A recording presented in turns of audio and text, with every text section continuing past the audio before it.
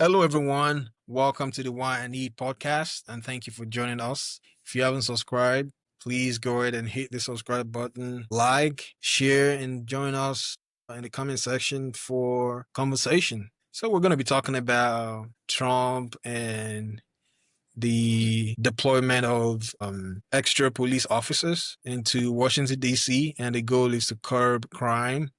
Even though the mayor and other city officials have been saying that crime has been down over the last few years. I believe that in 2024, they saw a 35% drop in crime compared to year 2023. Even though Trump has the constitutional right to do this, Democratic Party leaders have come out. They're calling it political theater and believe like Trump is manufacturing intrusion on the local governors. So what do you think about what's going on in Washington D.C.? Well, for me, I don't live in Washington, so it really do not concern me like that. But I think basically he's just helping them to curb crime, and that is almost like entering point to America. Like whoever that is coming, almost visitors visiting America or diplomats or world leaders, they come through that place. So I think there is a need for that place to be criminally clean, not be ridden by criminals. I think they need to get that place rid of crime, just like Chicago. I think he's just helping out. But we know that there's a thin line between helping out and being called a dictator, especially when it involves Trump. Um, and considering the fact that that's a democratic city, is under Democrat control, so they will always find fault with whatever he's doing. Actually, for a very long time, this is one of the things that he's doing that I really like. There's a need for everybody to feel safe. There's a need for for people to feel safe in their house. Wake up, go anywhere you want to go, any time of the day. One of my greatest joy is that sometimes I'm not able to sleep. I'm able to wake up, like stand up 2 o'clock in the morning and just go for a walk, go for a run. 2 hours later, I'm back. I'm not scared that, somebody would do something to me on my way or whatever. So I think there is a need for people to feel safe in their environment, in their community. But honestly, I think they should be thanking Trump for stepping in to help them with the crime. I do know that they say the crime number has been, coming down, but crime is just too many to ignore. If the number is coming down, does it mean that there is no longer crime? There is definitely crime. So it means that they need help. So if he's giving them the help, I think is they should welcome it and welcome it with open arm. We do know that National Guards, the army, they are not trained for domestic affairs, but if maybe before their deployment they were able to train them, run them through the training program and stuff like that, I think they should just take the help with open arms and not politicize it. Yes, I definitely agree that everyone needs to feel safe in whatever city they find themselves, especially in DC. It's the capital city of the US. So there's the seat of power is basically in Washington, DC. So it's important that the city is clean. The city is indicative of the leadership of the country. And Trump is always trying to show power, he's trying to show dominance and show that he's a strong leader. And a lot of Democrats don't like that since he signed the executive order in bringing in extra police officers, folks in the army into the city to curb crime. There's been no crime reported, or maybe the number of crimes that have been reported have been significantly reduced. So it looks like what he's trying to do is working. A lot of the folks committing crime are back in their own homes. They don't want to get in trouble. They don't want to get arrested. And it's important that we have someone out there holding people accountable. Even though we might not agree on a lot of his politics, but safety is one thing that everyone needs to have. And another thing that his team has been doing is getting rid of the homeless people. They call them unhoused people out of the city center, out of their camps near Washington, D.C.'s main seat of power. So they don't want to see any of the homeless people. So they've been getting rid of the homeless camps all around the city. And a lot of those people don't really have anywhere to go.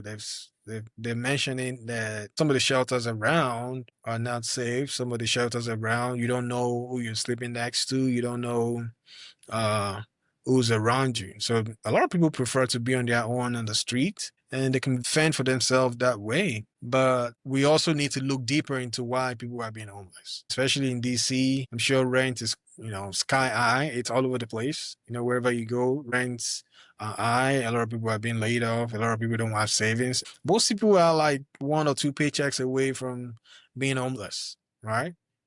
Grocery prices are really high and people need to eat. They need to feed their family members. They need to eat good food. So you don't have a lot of savings and the income you're getting is not a lot.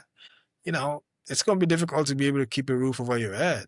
So the government needs to look into helping people. I know they've been cutting a lot of the social welfare in most places. So we're not really going to see what extent the cut uh, has been so far. So maybe in 2026, we'll start to see the changes that the big, beautiful bill is bringing in. But as of now, I think the government, whether the local government or the federal government, should help the people that are being displaced. Nobody wants to be homeless, but if there's any help they can offer them, maybe put them up in a hotel or set them up in a program whereby they can get back on their feet, get back to getting a job. And most people that are homeless, it's not like I know some of them are having drug problems. Or I'm sure not all of them are having drug problems. Some are just falling into hard times. Some can really keep a job, maybe due to their health or something like that. But everyone needs help, and it's important that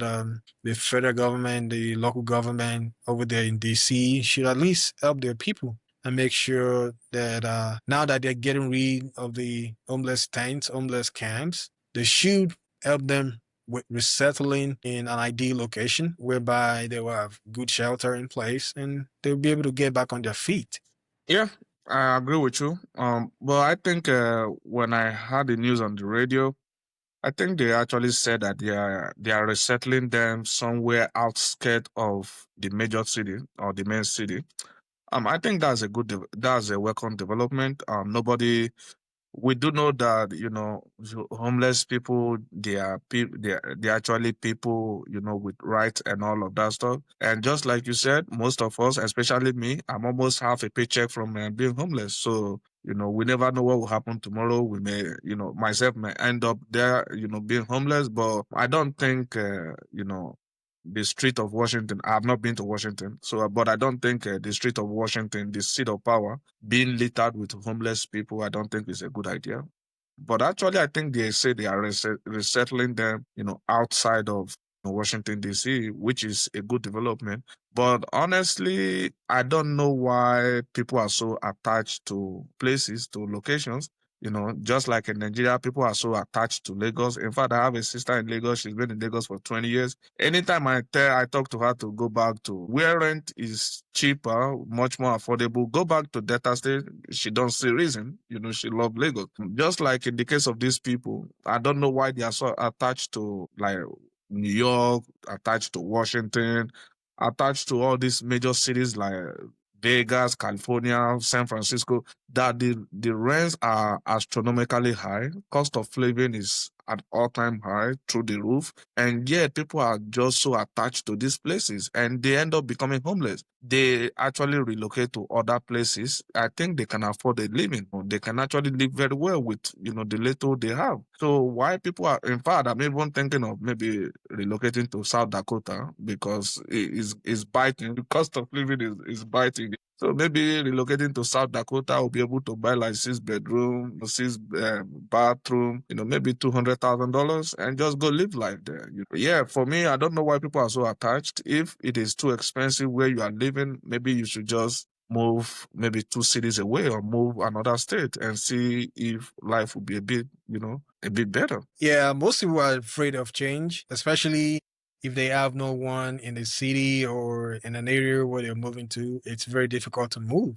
It's also very difficult to move from the hood. If you've been in the hood all your life, it's difficult to even move to the other side of town because you don't really know what challenges you're going to meet where you're going. But I do agree that people should at least look for some kind of change. If your location is not favorable, look at other locations out there that are favorable. So most people don't have cars, especially in these big cities. All they do is, catch a train and buses to get around the cities. But in most places where you have a car, and if you fall on hard times, you can get in your car, go live in a car somewhere else until you're able to find a job and get back on your feet. But most people in the cities, they don't really have that advantage. They've taken buses, they've taken trains all their lives, and how are they going to get to the other city? If they don't have the money to travel, if they don't have the money to go to another location, especially when they don't have a car to be able to get around and sleep in their car until they're able to find a permanent housing, it's difficult.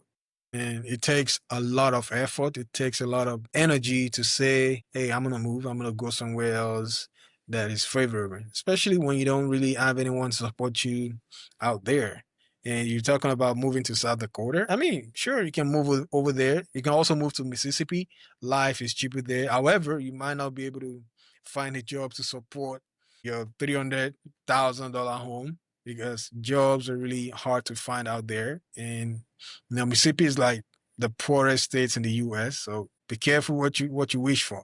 I'm sure you have great people around you that will support you if you ever fall into hard times. But I know you're just playing. So yeah, it's important for people to at least change their mindset and get ready to move to another location if their current location is not favorable. Yeah, oh, definitely. In fact, you did be surprised. I have not actually seen a homeless person with family, with wife, kids, and stuff like that. They're typically single. So if you are single, what is keeping you from moving? What is holding you from moving? I really do not see what is holding you from moving if you are single. If somebody have a family, yeah, sure, it would definitely be difficult to move. But if you are single, it's just for you to wake up one day and say, I'm done with this. And like I said, I don't know why people are so attached to their immediate environment or a particular environment. I promise you there are people in New York struggling, even Nigerians living in New York struggling, probably sharing rooms with people. In one room, there are probably like four people in a room, and they still do not see the reason why to leave that place. They just feel like, yeah, this is my home. This is my home. I'm so attached to this place. I cannot live anywhere else. And meanwhile, a lot of them, when they come here, a lot of them decide to stay and say, oh, the life here is a lot better than New York. It's just like me deciding to go live in Fishers with my $20,000 a year salary.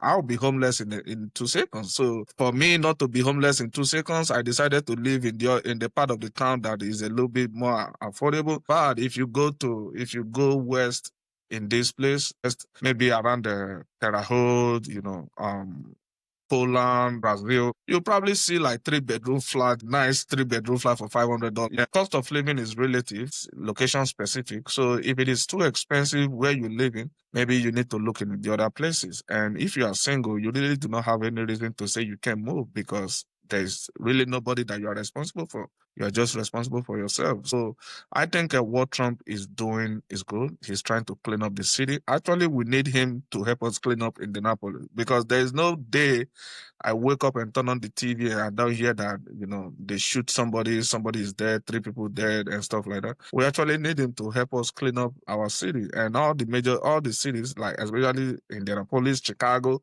Yeah, we need him to help us. I think he's doing a good job. I think they shouldn't politicize it. I think they should be thanking him. I think Democrats should be grateful that he's helping them clean up the city unless they use the crime being committed in these cities as a political tool, to win elections. Otherwise, I think they should be grateful to Trump for helping them. And like I said, in a very long time, this is actually something that Trump is doing that I really, really like. Democrats should be grateful. And, thank you for watching and we thank you for your support.